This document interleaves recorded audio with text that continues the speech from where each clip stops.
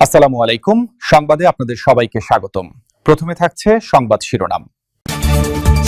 প্রথমেই জানিয়ে দিব, ইরানে ঢুকে পড়েছে মার্কিন স্পেশাল ফোর্স, চলছে দুপক্ষের তুমুল লড়াই। এরপরেই জানিয়ে দিব, ট্রাম্পের আল্টিমেটাম প্রত্যাখ্যান, যুক্তরাষ্ট্র ইসরায়েলকে বড় চমক দিতে চায় ইরান। তারপরেই জানিয়ে দিব, ইরান জানালো মধ্যপ্রাচ্যে ঘটতে চলেছে পারমাণবিক বিপর্যয়। সর্বশেষ জানিয়ে দিব, ইরানের পাশে শক্ত অবস্থানে রাশিয়া, ট্রাম্পকে দিল কড়া হুঁশিয়ারি। দর্শক, এতক্ষণ শুনছিলেন সংবাদ শিরোনাম। এখন জানাবো বিস্তারিত জানার আগে আপনি যদি চ্যানেলে নতুন হয়ে থাকেন তাহলে আমাদের চ্যানেলটি সাবস্ক্রাইব করুন, আর কোন জায়গা থেকে দেখছেন এবং শুনছেন তা কমেন্ট করে জানান। ভিডিওটি ভালো লাগলে একটি লাইক দিন। হামলা পাল্টা হামলা চলছে, তুমুল লড়াই, কেউ যেন কাউকে ছাড় দিচ্ছে না। একের পর এক ইরানের আঘাতে ধ্বংস হচ্ছে ইসরায়েল ও যুক্তরাষ্ট্রের বীরত্ব। ট্রাম্প ও নেতানিয়াহু ইরানের এই হামলায় যেন কোনো কুল কিনারায় পাচ্ছে না। ভয়ে পিছু হটতে চাইলেও প্রকাশ করতে পারছে না।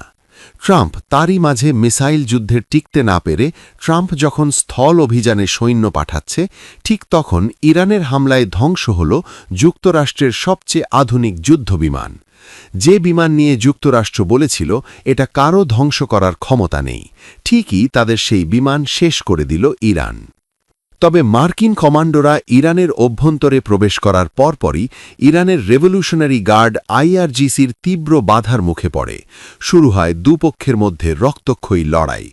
আকাশপথে মার্কিন যুদ্ধবিমান ও হেলিকপ্টার গানশিপ থেকে মুহুর্মুহু হামলা চালানো হলেও মাটি থেকে ইরানি বিমান প্রতিরক্ষা ব্যবস্থা এবং স্থলবাহিনী শক্ত প্রতিরোধ গড়ে তুলেছে। পেন্টাগনের সূত্র অনুযায়ী গত কয়েক সপ্তাহের টানা সংঘাতে এখন পর্যন্ত অন্তত ১৩ জন মার্কিন সেনা নিহত হওয়ার খবর পাওয়া গেছে। আহত হয়েছেন আরও ৩ শতাধিক। অন্যদিকে ইরানের পক্ষ থেকেও ব্যাপক ক্ষয়ক্ষতির দাবি করা হয়েছে।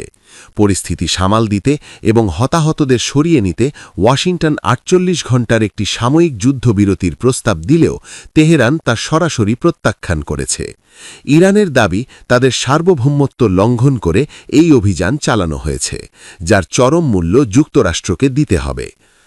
মার্কিন যুদ্ধবিমানের পরে ইরান পারস্য উপসাগরের ওপর আরও একটি মার্কিন যুদ্ধবিমান ভূপাতিত করার দাবি করেছে।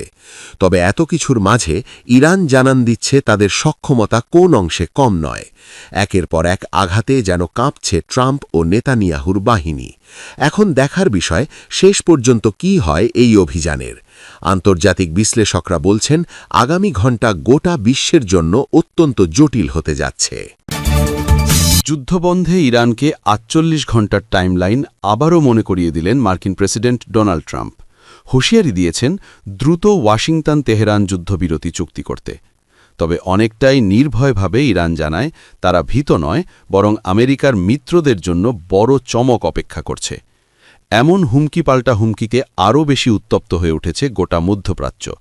বিশ্বে সংখ্যা বাড়ছে অর্থনৈতিক বিপর্যয়ের। জাহিদুল আলমের রিপোর্টে বিস্তারিত। হরমুজ প্রণালী ঘিরে যুক্তরাষ্ট্র ও ইরানের মধ্যে উত্তেজনা আরও বেড়েছে। সামাজিক যোগাযোগ মাধ্যমে মার্কিন প্রেসিডেন্ট ডোনাল্ড ট্রাম্প লেখেন, ইরানকে চুক্তি করতে অথবা হরমুজ প্রণালী খুলে দিতে যে ১০ দিনের সময় দেয়া হয়েছিল তা শেষ হতে আর মাত্র ৪৮ ঘণ্টা বাকি। এর মধ্যে সিদ্ধান্ত না এলে ভয়াবহ হামলা চালানো হবে। লক্ষ্যবস্তু করা হবে ইরানের বিদ্যুৎ কেন্দ্র সহ গুরুত্বপূর্ণ সব স্থাপনা। পরিস্থিতি আরও উত্তপ্ত হয়ে ওঠে ইরানের পাল্টা হুমকিতে।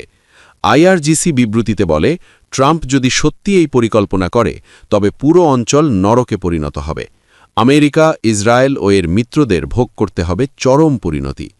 একই সাথে জানায়, যুদ্ধের সমর্থন না জানা নয়, জাপানি জ্বালানি বহনকারী একটি জাহাজকে ছেড়ে দিয়েছে তারা। এদিকে শনিবার ইরানের আকাশ প্রতিরক্ষা ব্যবস্থার আঘাতে ধ্বংস হওয়া যুদ্ধবিমানের পাইলটের খোঁজে এখনও উদ্ধার অভিযান চালাচ্ছে যুক্তরাষ্ট্র। তবে তাদের আটক করতে পাহাড়গুলোতে অভিযান চালাচ্ছে ইরানের বিভিন্ন সশস্ত্র সংগঠন। তবে বর্তমান পরিস্থিতি উদ্বেগজনক হয়ে উঠেছে ইরানের পারমাণবিক স্থাপনাকে ঘিরে। জাতিসংঘের পারমাণবিক সংস্থার আশঙ্কা, ইরানের পারমাণবিক স্থাপনায় দখলদারদের হামলা তেজস্ক্রিয়তা ছড়ানোর ঝুঁকি বাড়াচ্ছে। এতে পুরো উপসাগরীয় অঞ্চলে মারাত্মক প্রভাব পড়তে পারে। এদিকে ইরানে হামলা চালানোর পাশাপাশি লেবাননেও হামলা অব্যাহত রেখেছে ইসরায়েল। এরই মধ্যে প্রায় ১,৫০০ মানুষের মৃত্যু ও কয়েক লাখ মানুষ বাস্তুচ্যুত হয়েছে। জবাবে ইসরায়েলে হামলা চালিয়ে যাচ্ছে ইরান, হিজবুল্লাহ সহ ইরান সমর্থিত বিভিন্ন গোষ্ঠী। শুধু ইসরায়েল নয়, ইরানের প্রতিশোধের আঘাতে ক্ষতবিক্ষত পুরো মধ্যপ্রাচ্য। হামলা চালানো হচ্ছে মধ্যপ্রাচ্যের মার্কিন বন্ধু রাষ্ট্রগুলোর জ্বালানি ও পানির স্থাপনায়। ক্ষেপণাস্ত্রের ধ্বংসাবশেষ পড়ে হতাহতের সংখ্যাও বাড়ছে। ক্রমাগত হামলাপাল্টা হামলার মধ্যে এই সংঘাত ক্রমেই বড় হচ্ছে। বিশ্লেষকরা বলছেন, এখন পর্যন্ত কূটনৈতিক সমাধানের স্পষ্ট কোনো ইঙ্গিত না থাকায় বড় ধরনের অনিশ্চয়তার মধ্যেই এগিয়ে যাচ্ছে বিশ্ব। মধ্যপ্রাচ্যের চলমান সংঘাত দেবার নতুন এক ভয়াবহ ঝুঁকির ইঙ্গিত দিচ্ছে। ইরানের বুশেহর পারমাণবিক বিদ্যুৎ কেন্দ্রের কাছে হামলার ঘটনায় তেজস্ক্রিয় বিকিরণ ছড়িয়ে পড়ার আশঙ্কা তৈরি হয়েছে, যা উপসাগরীয় দেশগুলোতে ব্যাপক প্রাণহানির কারণ হতে পারে বলে সতর্ক করেছেন ইরানের পররাষ্ট্রমন্ত্রী আব্বাস আরাকচি। সামাজিক যোগাযোগ মাধ্যম এক্সে দেওয়া এক পোস্টে তিনি বলেন, ইউক্রেনের জাপোরিজিয়া পারমাণবিক বিদ্যুৎ কেন্দ্রকে ঘিরে সংঘাতের সময় আন্তর্জাতিক সম্প্রদায় যেভাবে প্রতিক্রিয়া জানিয়েছিল, বুশেহর কেন্দ্রের ক্ষেত্রে তেমন কোনো দৃশ্যমান অবস্থান দেখা যাচ্ছে না। আরাকচির দাবি, যুক্তরাষ্ট্র ও ইসরায়েল ইতোমধ্যে একাধিকবার বুশেহর পারমাণবিক স্থাপনায় হামলা চালিয়েছে, যদিও এ বিষয়ে এখনও আনুষ্ঠানিকভাবে কোনো মন্তব্য করেনি ওয়াশিংটন বা তেল আবিব। তিনি সতর্ক করে বলেন, যদি তেজস্ক্রিয় বিকিরণ ছড়িয়ে পড়ে তাহলে এর প্রভাব শুধু ইরানের মধ্যে সীমাবদ্ধ থাকবে না, বরং গালফ কোঅপারেশন কাউন্সিল বা জিসিসি-ভুক্ত দেশগুলোর রাজধানীগুলোও সরাসরি হুমকির মুখে পড়বে। আরাকচি আরও অভিযোগ করেন, ইরানের পেট্রোকেমিক্যাল স্থাপনাগুলোতেও হামলা চালানো হচ্ছে, যা আঞ্চলিক স্থিতিশীলতার জন্য বড় ধরনের ঝুঁকি তৈরি করছে। এদিকে এই ঘটনায় কড়া প্রতিক্রিয়া জানিয়েছে রাশিয়া। রুশ পররাষ্ট্র মন্ত্রণালয়ের মুখপাত্র মারিয়া জাখারোভা বলেন, বুশেহর কেন্দ্র ঘিরে পরিস্থিতি অত্যন্ত বিপজ্জনক পর্যায়ে পৌঁছেছে। তিনি স্পষ্টভাবে উল্লেখ করেন, এ ধরনের গুরুত্বপূর্ণ পারমাণবিক স্থাপনা কখনোই সামরিক হামলার লক্ষ্যবস্তু হওয়া উচিত নয়। জাখারোভা অভিযোগ করেন, হামলাকারীরা বেপরোয়া মনোভাব নিয়ে ইরানের পারমাণবিক স্থাপনাগুলোতে আঘাত হানছে, যা পারমাণবিক অস্ত্র বিস্তার রোধ চুক্তি এনপিটি এবং আন্তর্জাতিক পরমাণু শক্তি সংস্থার নিরাপত্তা কাঠামোর সরাসরি লঙ্ঘন। তিনি এ ধরনের পদক্ষেপকে অবৈধ বলে আখ্যায়িত করেন। বিশ্লেষকদের মতে, পারমাণবিক স্থাপনাকে ঘিরে এই নতুন উত্তেজনা পরিস্থিতিকে আরও অনিশ্চিত করে তুলছে এবং যে কোনো ভুল পদক্ষেপ ভয়াবহ মানবিক বিপর্যয়ের কারণ হতে পারে।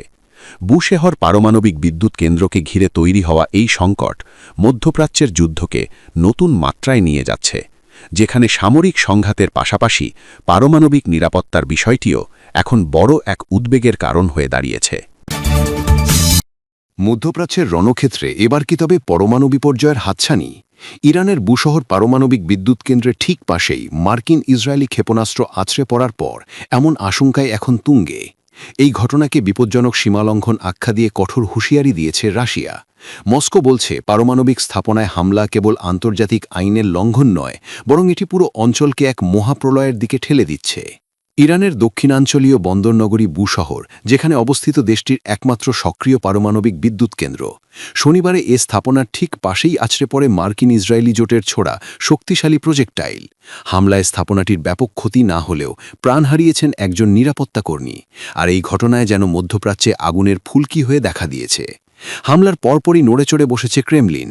রাশিয়ার পররাষ্ট্র মন্ত্রণালয়ের মুখপাত্র মারিয়া জাখারোভার বলেছে, সবচেয়ে খারাপ পরিস্থিতি এখনও এড়ানো সম্ভব, তবে এর জন্য ইরানের পারমাণবিক স্থাপনাগুলোর ওপর সব ধরনের হামলা অবিলম্বে বন্ধ করতে হবে। মস্কোর দাবি, পারমাণবিক স্থাপনায় হামলার মাধ্যমে আন্তর্জাতিক পরমাণু শক্তি সংস্থা বা আইএই এর রক্ষা কবচকে বৃদ্ধাঙ্গুলি দেখানো হয়েছে। এদিকে হামলার আশঙ্কায় বসে নেই রাশিয়ার রাষ্ট্রীয় পরমাণু সংস্থা রোজাটম। ইতোমধ্যেই বুশহর থেকে ১৯৮ জন রাশিয়ান বিশেষজ্ঞ ও তাদের পরিবারকে সরিয়ে নেওয়া শুরু করেছে তারা। বাসে করে তাদের পাঠানো হচ্ছে ইরান আর্মেনিয়ার সীমান্তে। রোজাটম প্রধান সতর্ক করে বলেছেন, পরিস্থিতি এখন ওয়েস্ট কেস সিনারিও বা সবচেয়ে খারাপ পরিণতির দিকে যাচ্ছে। এদিকে আইএই এর প্রধান রাফায়েল গ্রসিও এই হামলার তীব্র নিন্দা জানিয়েছেন। তার মতে, বেসামরিক পারমাণবিক স্থাপনা কখনোই সামরিক লক্ষ্যবস্তু হতে পারে না। শনিবারের হামলায় বুশহর পারমাণবিক বিদ্যুৎ কেন্দ্র ছাড়াও মাশাহর ও বন্দর ইমাম বিশেষ পেট্রোকেমিক্যাল জোন সহ কয়েকটি স্থাপনায় আঘাত হানে। ফেব্রুয়ারির শেষ থেকে শুরু হওয়া এই যুদ্ধ এখন কেবল ভূমি দখলের লড়াইয়ে সীমাবদ্ধ নেই। একদিকে রাশিয়ার হুঁশিয়ারি, অন্যদিকে ইসরায়েলের অনমনীয় মনোভাব, সব মিলিয়ে বিশ্ব তাকিয়ে আছে তেহরান ও মস্কোর পরবর্তী পদক্ষেপের দিকে। এই সংঘাত কি কূটনীতির টেবিলে ফিরবে, নাকি পারমাণবিক ধোঁয়ায় আচ্ছন্ন হবে মধ্যপ্রাচ্যের আকাশ?